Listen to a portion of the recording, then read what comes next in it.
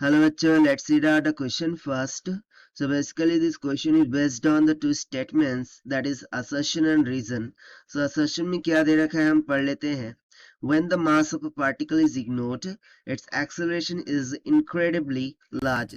जब हम मास को इग्नोर करते हैं so उसका acceleration बहुत ही ज़्यादा large होता है और उसका रीज़न में ऐसे बता रहा है कि according to Newton's second law, for a constant force, acceleration is inversely proportional to the mass under all conditions.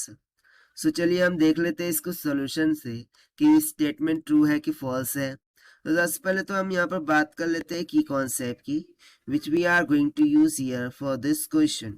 सो यदि मैं यहाँ पर बात करूँ Newton second law of motion, so वो क्या बोलता है, force is equals to mass into acceleration होता है.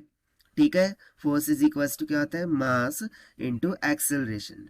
अब यदि मैं यहाँ से कंसिडर करूँ कि जैसे कि फोर्स इज इक्वल्स टू है mass into acceleration, so if I will say the force is equals to constant, हमने मान लिया कि force is equals to constant है, सो हमें क्या मिल जाएगा कि acceleration will be inversely proportional to the mass हो जाएगा.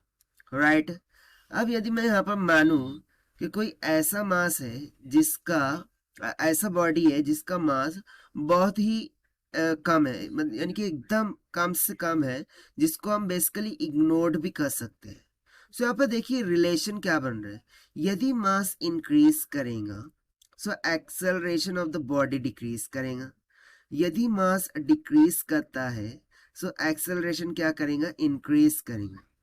और यदि मैं यहाँ पर बोल दूँ कि जो मास है वो उसे हम इग्नोर कर रहे हैं, तो इसका मीनिंग क्या है कि एक्सेलरेशन इनक्रेडिबली लार्ज हो जाएगा.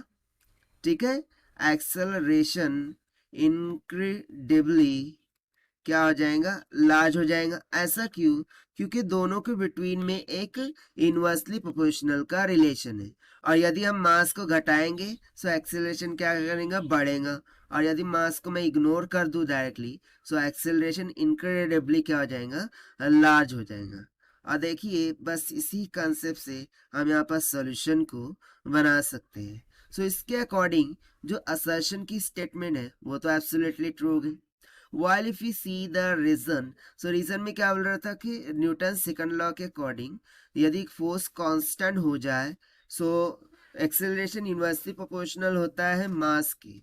सो देखिए यही तो यहाँ पर हमने देखा कि acceleration is inversely proportional to the mass when force is constant. ठीक है, और ये हमें कहाँ से पता चलता है, by the means of Newton second law of motion. So yes, reason is also true. So यहाँ पर both assertion and reason is true.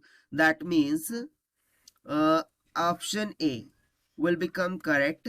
So this is the required solution. I hope you understood well. Best of luck. Thank you.